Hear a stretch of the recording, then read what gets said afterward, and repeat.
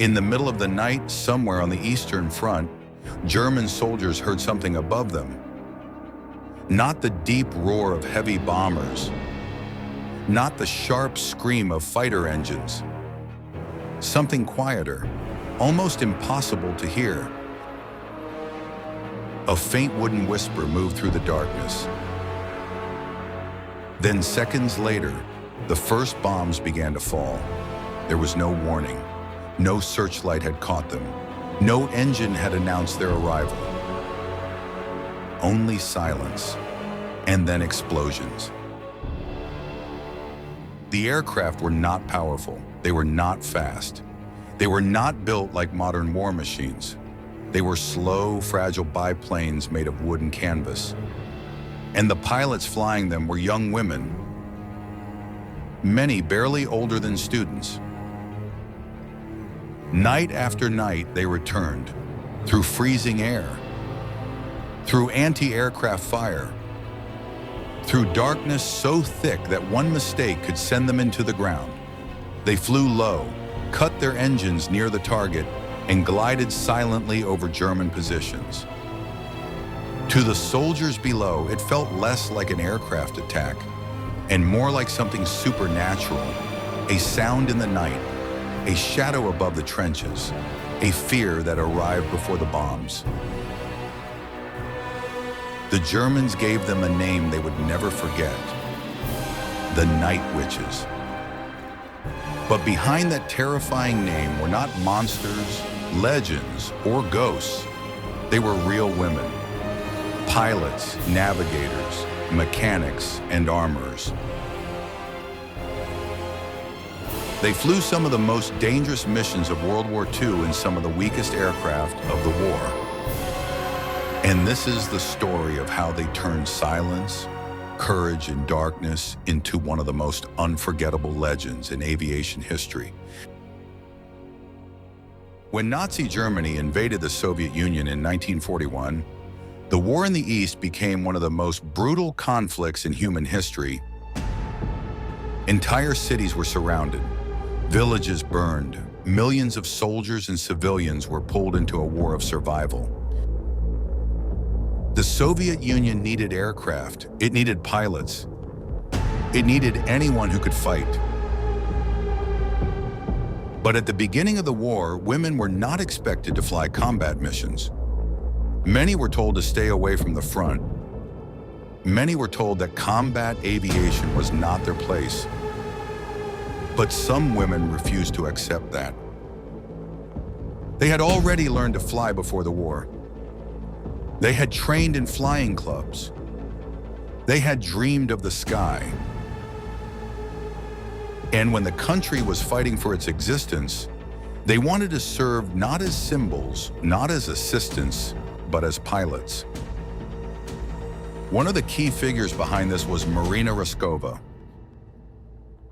She was already famous in the Soviet Union as an aviator and navigator. To many young women, she was proof that a woman could belong in the cockpit. Thousands of women wrote letters asking to be accepted into combat aviation.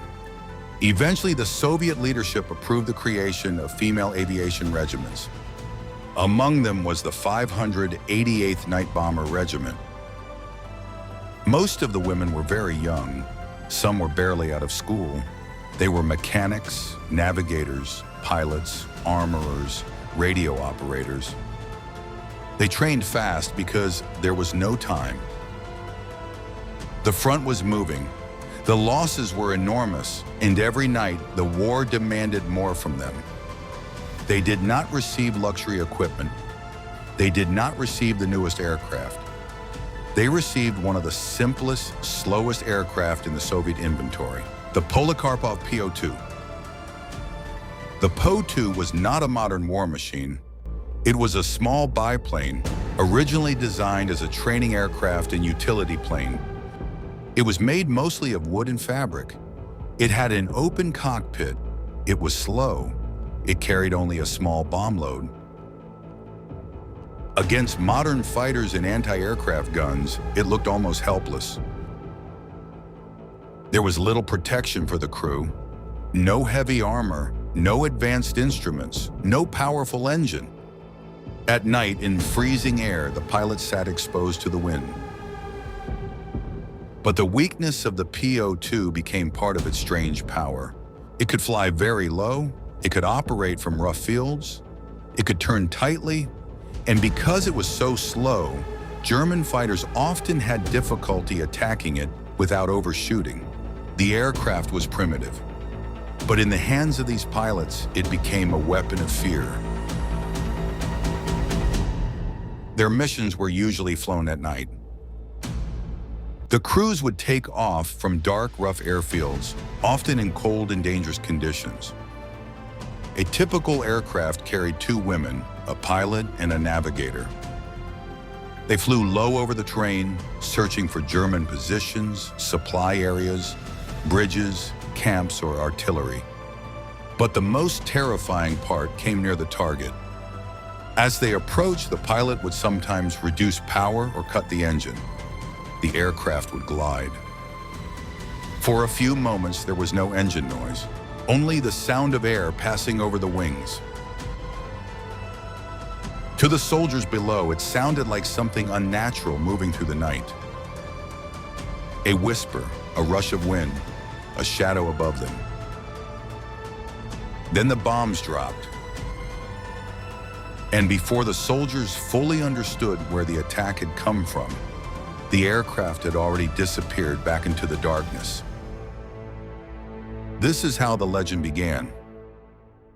German soldiers said the sound reminded them of a witch's broom sweeping through the night sky. That is why they called them Nachthexen, the night witches.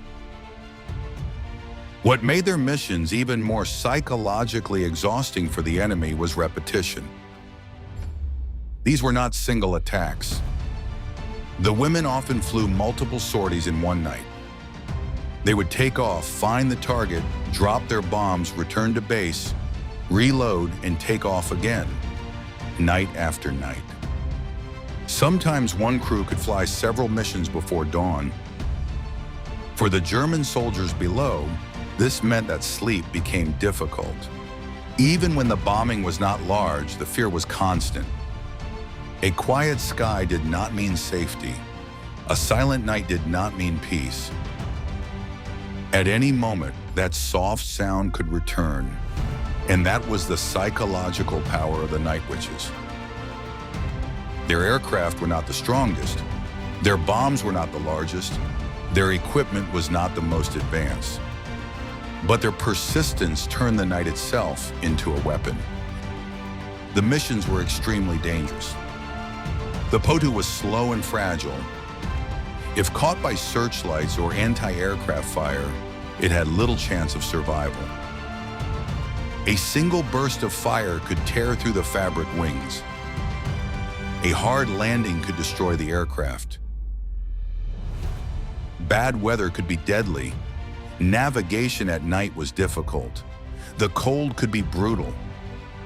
Some crews flew without parachutes, especially earlier in the war, because of weight limitations and low-altitude operations.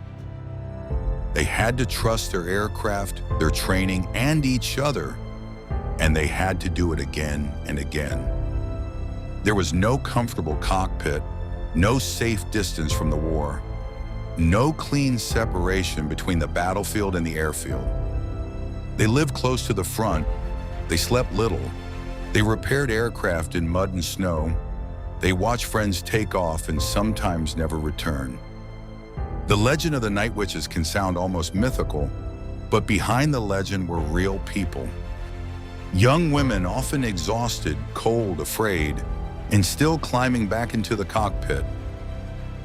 The night witches were not feared because they had the best machines. They were feared because they used what they had with discipline, courage, and imagination. They turned slow aircraft into night raiders. They turned weakness into unpredictability. They used darkness, silence, repetition, and surprise. They understood that war is not only about destruction, it is also about fear, fatigue, pressure, the feeling that the enemy can reach you even when you are trying to rest. And perhaps that is what made them so memorable. They did not fit the image many people had of combat pilots. They were young women flying old aircraft through freezing nights, and yet they forced hardened soldiers to look up into the dark with fear.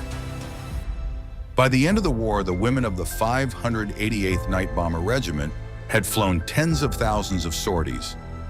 Their unit was later honored and renamed as a Guards Regiment. Many of its members received high awards for courage, but numbers alone do not explain why their story survived. Their legacy is not only about how many missions they flew, it is about what they represented.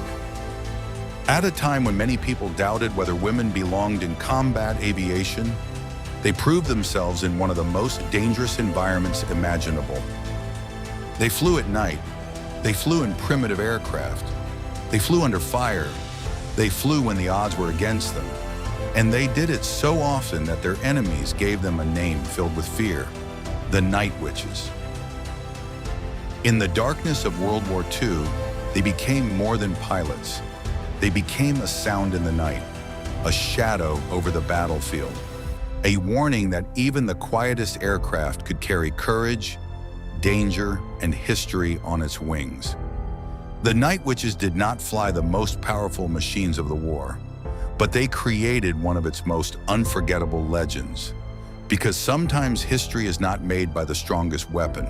Sometimes it is made by those who dare to fly into the dark again and again, when everyone else believes they should not be there.